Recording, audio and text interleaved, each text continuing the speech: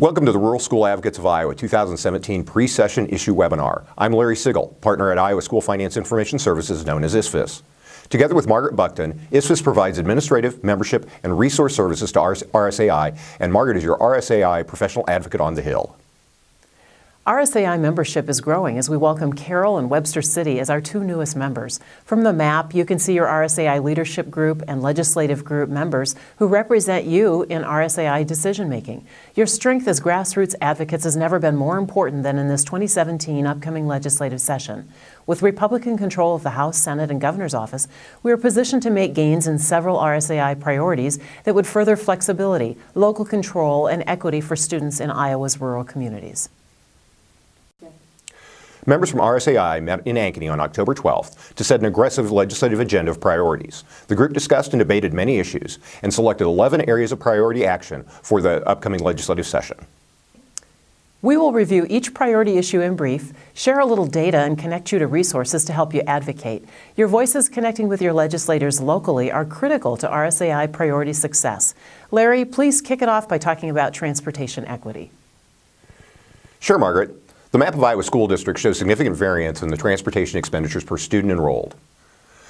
Those in the darkest blue quintile spend more than $550 per student, while those in the lightest area spend less than $259. This data is from the DE's annual transportation report, further explains the range from a low of $58 to a high of $981. Money to pay for fuel and bus drivers comes right out of the general fund, competing with funds for teachers, textbooks, curriculum, and other educational costs. Many bills were introduced but saw little progress in the legislature in the last several years.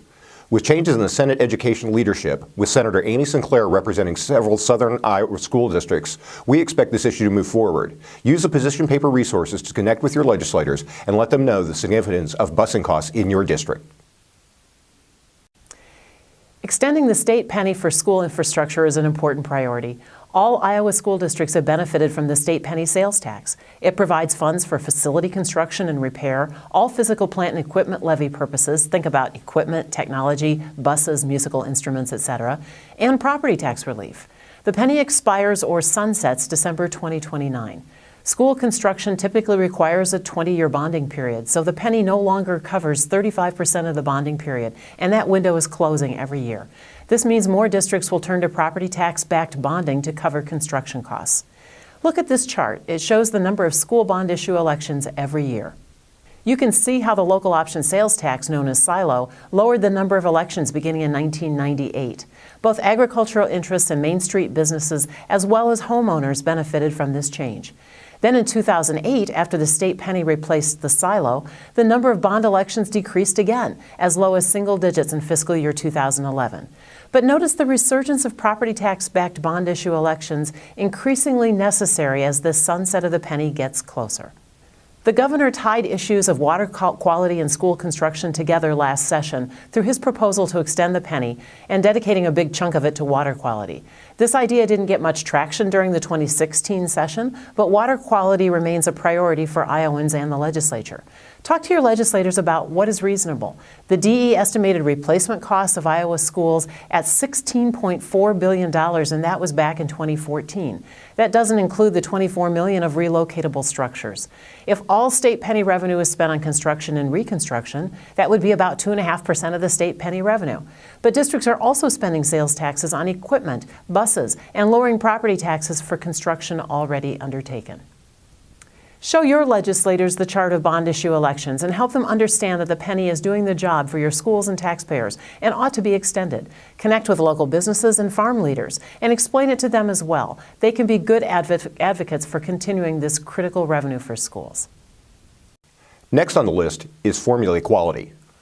Many Iowans and likely your newer legislators may not understand that Iowa's funding formula, which set a cost per pupil, allows 170 of our 330 school districts to exceed the amount while imposing a lower ceiling on the remaining 163 districts. There is no rational explanation for the difference still in place nearly 45 years since the formula was created. When every dollar counts in tight school budgets, there is heightened attention paid to the fairness too. It is critical that school advocates demand a long-term solution that doesn't disadvantage any school districts currently depending on those resources. Since the problem has been around for decades, a solution of state funding, which is nearly $84 million, may require several years to achieve. For this issue, like transportation, many bills have been introduced but haven't progressed. This is the year to connect with your legislators and let them know the impact on your district. Operational sharing incentives are also on the RSAI list. These opportunities have been a godsend for many rural districts, but are set to expire at the end of 2019. RSAI is working to extend those incentives, which include supplementary weighting not to exceed a total of 21 students, which is a maximum of $138,000 per district in FY 2017 dollars. RSAI is also asking the legislature to remove the superintendent sharing from the mix and create an ongoing supplementary weighting for superintendent sharing at the 8-student count maximum. The good news is that Representative Cecil Dolachek of Mount Ayr is still on the House Education Committee. He led the extension efforts a few years ago when the bipartisan help of Representative Patty Ruff, who was defeated in the last election. With new leadership on the House Education Committee and in the Senate, this issue will need some explanation to move forward. Use the position paper and connect with your legislators about the operational sharing incentives. They deliver efficiencies for additional opportunities for students or both. The value to rural school districts should continue. This next issue is about assessment, standards, and technology. With a new state test to be first administered in the spring of 2018, rural schools are requesting some support to prepare for a successful transition. The Smarter Balanced Assessment Consortium, known as SBAC, was recommended by the Assessment Task Force with a 20-to-1 vote. Through several legislative actions and non-actions, the SBAC looks to be moving forward. Of course, this legislature could disrupt the timeline and change course, but that would take agreement of the House, Senate, and Governor. The DE has released the RFP for a vendor to administer the SBAC. All of this could unfold very quickly. For RSAI members, a solid majority but not all districts support SBAC, which is a test aligned to our state standards. The estimated cost of $28 per pupil tested is more than some expected, but includes formative assessments and a digital library of lessons linked to standards. Those resources can help educators improve teaching and ultimately student learning. RSAI is asking for the state to fund the assessments they require. The Department of Education included a budget request of $10 million for local LEA assessments. Advocates should contact the governor's office to ask for the $10 million line item in his budget recommendation too. Additionally, districts have to make sure we have all the adequate technology and bandwidth needed to have the tests taken online. When advocates talk about these issues, it's important to mention extension of the state penny, which would help provide the funding for needed technology. The next few issues are about flexibility. RSAI set a priority regarding summer school and literacy interventions to let local leaders determine the best course of action for student success. The DE's budget request did not include additional funding for summer school, even though the mandate that non-proficient third graders complete a summer school program or face retention kicks in this coming summer. The Iowa Reading Research Center has published their evaluation of the 2016 summer school pilots and has several observations that echo RSAI concerns. It was tough to find qualified staff willing to teach a 70-hour reading program for the summer. It will be tougher when all schools are required to do it. There was a significant attrition in summer school as students left the program all along the way. And student achievement was maintained, so they avoided the summer slide but didn't improve outcomes for students. Additional improvement would take more resources for training staff in new skills. Lastly, the costs were all based on full classes of 15 students per teacher. In smaller districts, there may not be 15 non-proficient third graders. Either districts will run the program at a lower cost or pay more to transport students to other districts. The second option means more of the money goes to busing and less to instruction.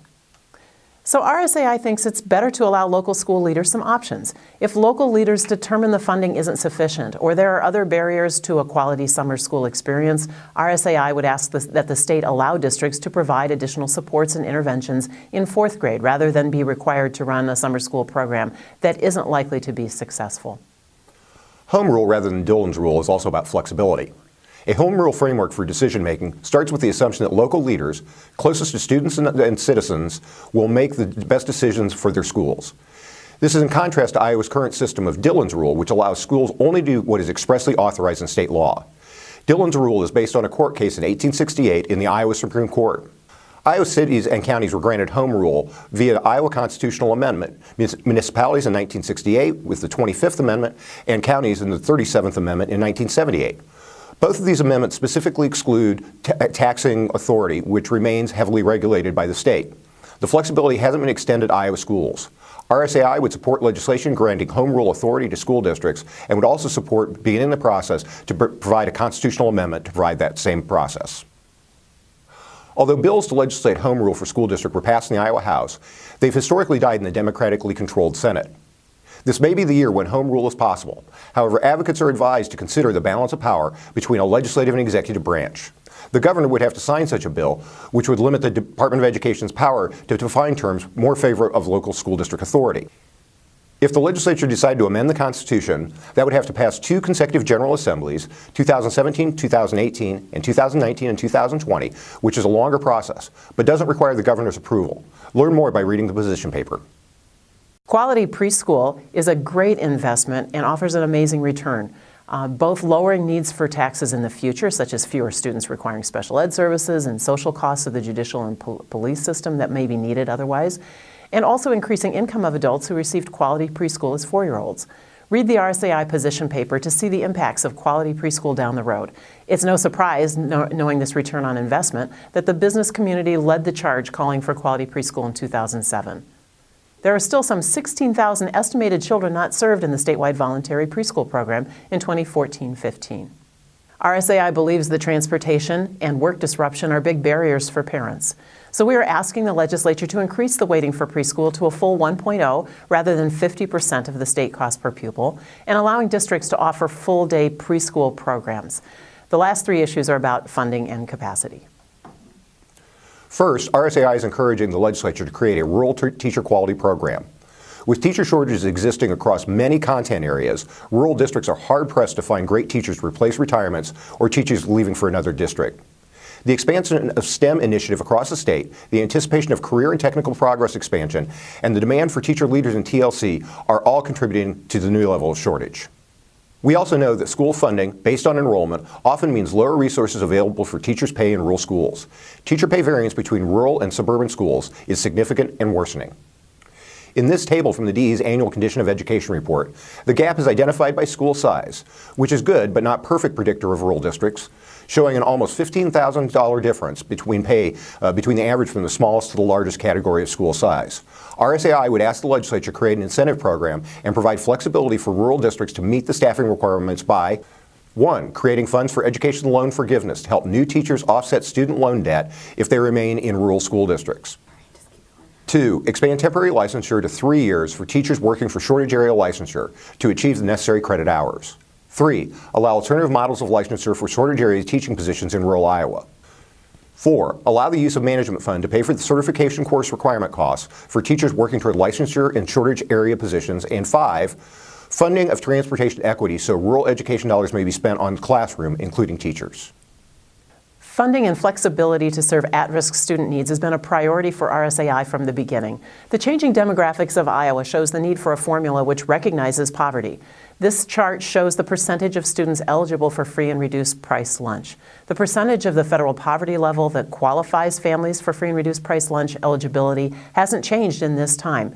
But every district with the darkest blue shading has at least 42% of their enrollment signed up for free and reduced price lunch. And this number is about twice as big as it was just 10 to 15 years ago. Many rural districts are tasked with providing services and a great education to students now exhibiting greater needs at home. Other states have been dealing with poverty longer. The national average additional weighting for low-income students is 29%. Iowa is well below that, considering the combination of all available resources to serve this population, which could include dropout prevention, at-risk funds, and even the high-need schools grants, which are yet to be appropriated. RSAI is calling on the legislature to provide adequate funding based on need, in addition to enrollment, and is also asking for districts to have flexibility in determining how best to meet the needs of their students. Last priority issue is general school funding, known as the State Supplementary Assistance. SSA is determined by the legislature annually, although it didn't used to be. Before 1993, it was set by a formula. From this chart, you can see that the percentage increase for the state cost per pupil has been very low recently in 6 of the last 7 years, below your school district cost of continuing to do business. With declining enrollment experienced in many rural schools, the low levels of funding are driving severe budget reductions and consolidation pressures. Rather than repeating the messages of the past that have not delivered success, RSAI is turning to an economic language that shows a return on investment for school spending. The New York Times article on December 12, 2016 quoted several first-of-their-kind studies showing that money really does matter in education. One study concluded in the long run, over comparable time frames, states that spend additional money to their lowest income school districts see more academic improvement in those districts than states that don't. The size of the effect was significant.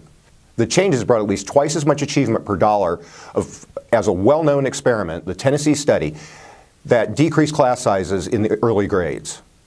Another paper published this year in the Quarterly Journal of Economics looked at the same question through a different lens. That study examines the longer-term outcomes, like how long students stayed in school and how much they earned as adults, for students in districts with and without court-ordered funding changes. Here, too, researchers saw gains with more money spent. Thanks, Larry. I'm going to finish up with some action steps you can take between now and the end of January. First, you can share these kinds of articles and engage in conversations with the business community and parents to help connect with legislators about the priority of investing in Iowa's schools. The good news is that all indicators suggest a timely decision on the state cost per pupil. If Governor Branstad releases his budget recommendation during his State of the State speech on January 11th, which is typically what he's done while in office, that 30-day deadline for legislative action will begin. Education advocates will have to continue to connect with legislators early and often, perhaps even daily, until the decision is made. Between now and the decision, some quick actions you can take include things like writing a letter to your representative and senator, thanking them for opting into leadership. Ask them to sit down and chat about issues important to rural schools. Take the position papers and have coffee and talk through the issues. Get some parents or a business leader or school board member to write a letter to the editor of your local paper about investing in education. Contact us at ISFIS for economic data or talking points, or just to edit your letter if you'd like some help. Recruit some local parents to write letters or call as the session begins after January 9th to leave messages about adequate and timely school funding and flexibility for local school districts. Send a thank you note as soon as any action is taken. If candidates include supportive messages about schools in their campaign conversations as they ran for the election, thank them for their willingness to lead on supportive public education and remind them what they can do to help. RSAI is poised to provide you with resources that you need to confidently advocate. Let us know what you need. Thanks, Larry, for all the data work and the support that you provide to RSAI. And to all of you school leaders and community advocates, thanks for listening. We look forward to a speedy and productive 2017 legislative session.